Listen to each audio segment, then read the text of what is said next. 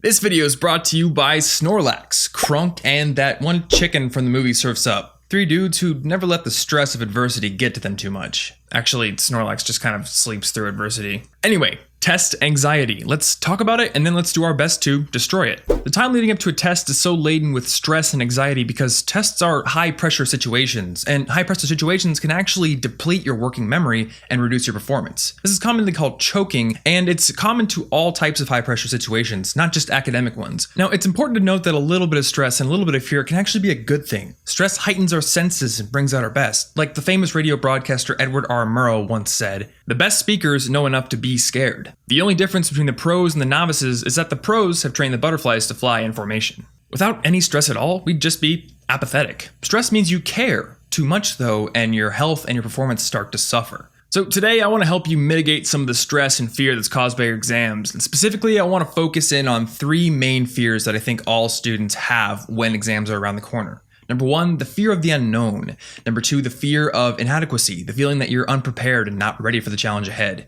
And number three, the fear of the stakes, the feeling that everything is riding on this test and that your life will basically be over if you fail. And actually, now that I think about it, there are a couple of other worries that I think most students probably face, but I want to wait until the end of the video to briefly touch on those. First, let's talk about these three big ones and then go over some specific things you can do to reduce the stress caused by each of them. So let's talk about our first fear, skeletons. The fear of the unknown. So really the best way to conquer the fear of the unknown is to make the test as much of a known quantity as possible. Do your best to make that test feel like a familiar old friend when you walk into the class and face it down on test day. Now, there are three main ways to do this that I want to go over in this video, and the first one is to simply recreate the test conditions as best you can when you're studying. This means actually going to the location in which you'll be tested, and if it's your classroom, I don't really think sitting in class every day really counts because it doesn't really recreate the high pressure situation of the test, so go there during the off hours. Even if the room's empty, take a desk, sit down, and try to do some active studying while you're in the actual room you'll be tested in. Don't stop at location either. Try to recreate the time constraints and maybe even the type of questions you'll be quizzed over, and basically make it a dry run that doesn't really have the high stakes of the actual test, so that when you actually do take that test, it's as if you've already done it. But you might be asking me, how do I actually recreate these test conditions if I don't know what's going to be on the test? And that leads into my second tip,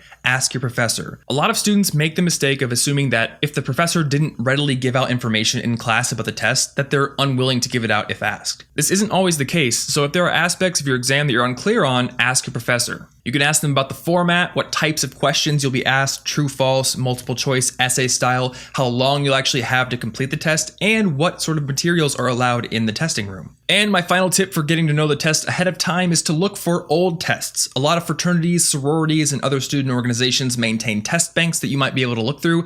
And if you don't have access to anything like that, there's sites like Koofers.com, which maintain their own databases. Our second big fear to conquer is the feeling of inadequacy, the feeling that you're unprepared for the challenge that the test presents. And honestly, the best thing you can do here is simply to prepare. Like the famous marathoner Juma Ikanga once said that the will to win is nothing without the will to prepare. So use the other tactics in your arsenal, the discipline hacks, the planning techniques, and make sure that throughout the semester you're working diligently, so that way when you get to the weeks leading up to the test, you don't have a whole lot of catching up to do. You've been preparing the whole time. Like if you've ever seen a Rocky movie, my favorite part is actually the training montage, because that's the stuff he has to do in order to win the fight. Your entire semester is your training montage, and if you don't use it correctly, then the test is not going to go well for you. It's just that simple. But let's talk about those couple of weeks going up to the test. Whatever you did during the semester, revision is really important, and there's a couple of things you can do to make it go more smoothly. Number one is to go through your notes and the other materials you got throughout the semester and see what areas of the material that you're not really clear on. Know your gaps. That will allow you to focus most efficiently on the facts and concepts you really need to solidify in your mind and not waste too much time going over stuff you're already pretty clear on. Additionally, you can create something that the author Walter Pock calls a home stretch schedule. This is a more detailed schedule that you probably don't need to break out during the earlier days in the semester, but in the couple of weeks leading up to a test, it can be really useful. So on this schedule, you want to make sure you block out time for your set obligations like class and work, and also for the more mundane things you take for granted, like eating and sleeping, because these are very important when you're studying for finals.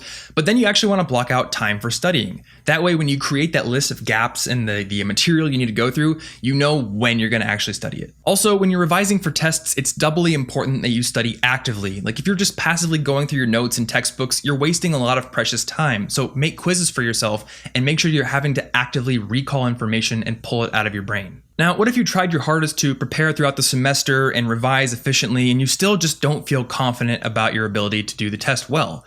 Well, I've got a couple of suggestions to ease that fear, and the first one is to simply act confident. Tell yourself that you're going to do well in the test. Whenever I go into a new situation where I feel a little bit unprepared, I just tell myself that I'm going to do well. I might not, but there's no reason to worry about it, so I just give myself the confidence. You can do this too, and there's also one other thing you can do to ease your worries before a test, and this is actually backed up by science. So a study done by the University of Chicago actually showed that students with test anxiety were able to raise their test grades by simply taking 10 minutes before the exam to write out their worries, to air them out. So if you're feeling anxious about a test, try this. Show up a little bit early for the test, pull out a piece of scrap paper, and write out why exactly you're worried. This pulls it out of your brain, puts it on paper, puts it aside, and lets your brain focus on the actual test. Science. And the final worry we're going to go over in this video is the fear of the stakes. The fear that this test is the be-all, end-all, the determining factor in who you're going to be and where you're going to get in life. And I just want to tell you, it's not. One test does not define you, and in fact, your grades don't define you. If you've ever read my blog post on the student success triangle, you'll know that academic performance is really just one point of the triangle. The other ones are value creation and relationship building, and if you're putting in effort in these areas as well as your academic performance, one test is not going to ruin you. You can think of your test in the same way that I think of job interviews. When I've gone into interviews in the past, I don't think of it as an audience with this all-powerful arbiter who decides whether or not I get to stay in my mom's basement for the rest of my life. No, it's just a conversation between two individuals who want to figure out if they can provide value for each other. Think of your test the same way. It's just one examination of a small body of knowledge you've learned over a set period of time. That's it. But also, feed off of some of that pressure. Find your center, generate some confidence, and let that pressure hone your senses. Let it make you stronger rather than weaker. Now, let's briefly touch on those two final worries that I alluded to earlier. The first one is perfectionism. A lot of students feel like they have to do absolutely perfect on an exam, and I just want to tell you,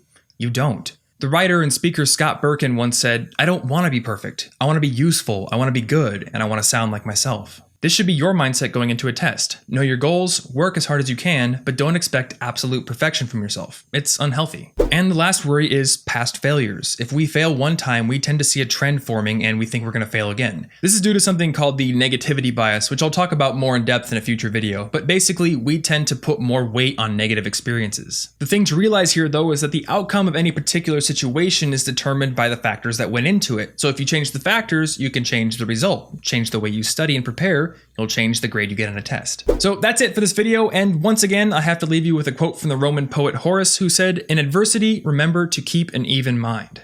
Hopefully the tips here have helped to quell some of the anxiety you're feeling about your tests, and if you're looking for more tips on how to do better in your exams, well, I have a couple of suggestions. Number one, I made a video at the end of last semester on how to ace your exams, and you can click right there to watch it. And also, if you're looking for some specific techniques to use during the actual test, my friend Simon Clark, who's a YouTuber from the UK, made his own video, and you should check it out right there. Also, you should probably just subscribe to him. He makes good stuff. That's all I've got, and if you have additional tips that I didn't cover here, feel free to leave them down in the comments for other students to see, and thanks so much for watching this video.